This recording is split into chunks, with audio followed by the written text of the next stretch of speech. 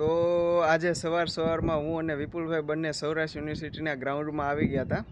Running કરી, થોડી exercise કરી અને બેઠા હવે ચર્ચા કરતા હતા આજકાલની લુપ્ત થતી રમતો વિશે. આપણે વિપુલભાઈએ બહુ સારું એવું નામ કરેલું, કરાટામાં ગાંધીનગર લેવલ સુધી છેક ગયેલા અને રનિંગમાં બી એણે એના સ્કૂલ ટાઈમમાં બહુ સારા એવા પ્રયત્નો કરેલા રમતોમાં. તો એના વિશે વિપુલભાઈ આજે આપણને કહેશે. વિપુલભાઈ, તમે શું ચંદુભાઈ, જો મારી વિશે જણાવું તો હું જ્યારે સ્કૂલમાં 8મા ધોરણમાં ભણતો ત્યારે મારે 2 વર્ષની કરાટેમાં પ્રેક્ટિસ હતી અને હું તાલુકા લેવલમાં જીતીને હું ડાયરેક્ટ ગાંધીનગર ગયો હતો કરાટેમાં રમવા. અને રનિંગમાં પણ હું આગળ હતો. સ્કૂલના દિવસોમાં હું રનિંગમાં તાલુકા લેવલ જીતીને ગાંધીનગર ગયો હતો, જેમાં મેં 100 મીટરની સ્પ્રિન્ટ મેં 12 સેકન્ડમાં પૂરી કરી હતી. 12 સેકન્ડ. અને કરાટે અને રનિંગમાં મને 2માં એવોર્ડ મળ્યું હતું અને એ એવોર્ડ હજી મારી પાસે છે. તો જ્યારે એવોર્ડને જોઉં ને તો મને મારા સ્કૂલના દિવસો અને બાળપણ મને યાદ આવે અને એ પ્રાઉડ કાંઈક અલગ જ હોય છે. શું કહેવું વિપુલભાઈ? અને અત્યારના હવે આપણે જોઈએ છીએ કે અત્યારના છોકરાઓની ફિઝિકલ એક્ટિવિટી રમતો ઘટતી જાય છે. આપણે નાના હતા ત્યારે તમે ખ્યાલ હોય તો સવારથી સાંજ લઈને રમવા સિવાય આપણે કાંઈ બીજી વાત ન કરતા. ના, સાચી વાત છે ચંદુ. જ્યારે આપણે આમ બપોરે સ્કૂલેથી છૂટા થઈને આવતા, ડાયરેક્ટ આપણે ખિસ્સામાં લખોટી ભરીને નીકળી હતા રમવા માટે. અને આખો દિવસ કેમ જતો રહે ખ્યાલ ના આવતી. પાણી પીવાનું, જમવાનું કે કાંઈ પણ હોય યાદ ના આવે, કારણ કે ઘરે જઈએ તો પાછું શું થાય.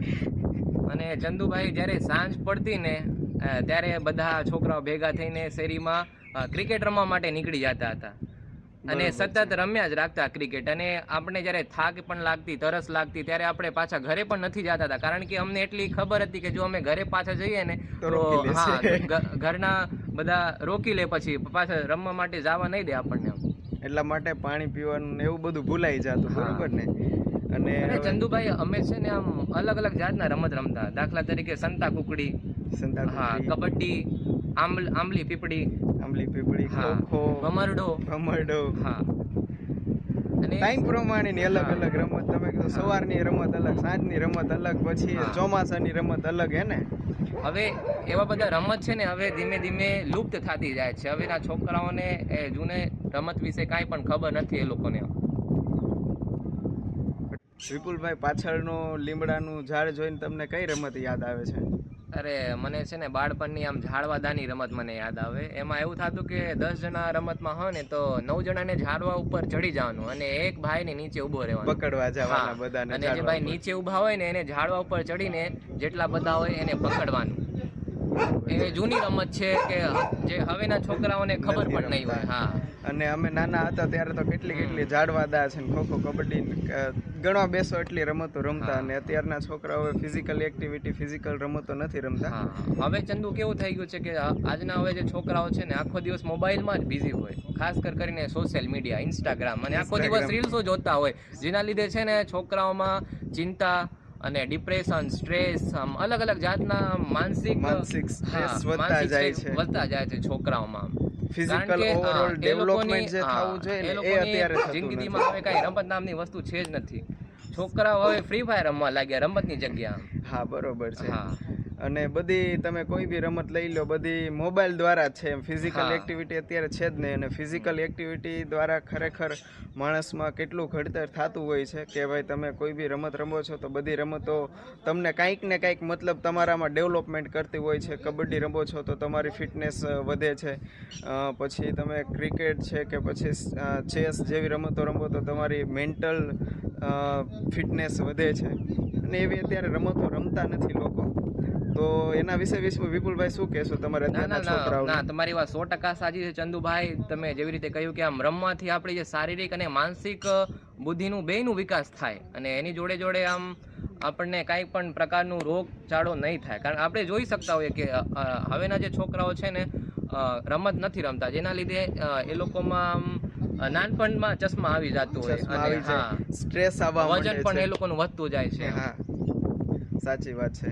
અત્યારના માતા પિતાને તમે કઈ કહેવા માંગતા હોય? અત્યારના વાલીનું એટલું કહેવા ઈચ્છીશ કે તમે તમારા છોકરાને મોબાઈલની જગ્યાએ બહાર મોકલો રમત રમવા માટે, જેનાથી છે ને એ લોકોમાં આમ લીડરશિપ વધે, સોશિયલ બોન્ડિંગ વધે અને એ લોકો એની જિંદગી સારી રીતે જીવી શકે. આમ ટૂંકમાં લાઈફ પર્પસફુલ બને, ઓવરઓલ ડેવલપમેન્ટ થાય.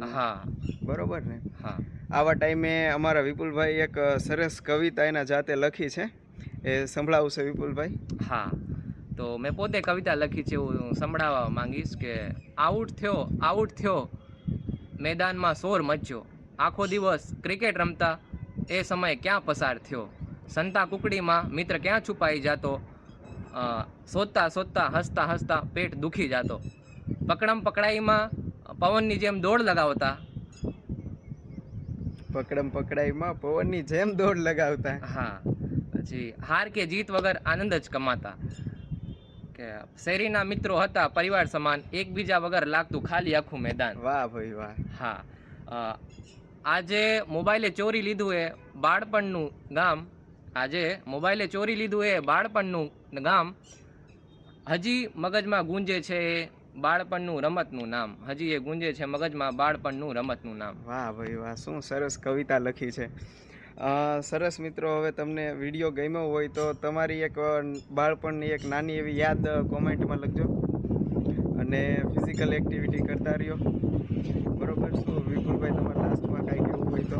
લાસ્ટમાં મારે કાંઈ એટલું જ કહેવું છે ફક્ત કે તમે ગમે ત્યાં હોય કાંઈક ને કાંઈક તમારી જિંદગીમાં રમત રાખવાનું રાખો, જેનાથી તમારું આમ લાઈફ છે મિનિંગફુલ બને, પર્પઝફુલ બને અને તમે જીવન જીવવાની એટલી મજા આવે જોડે જોડે.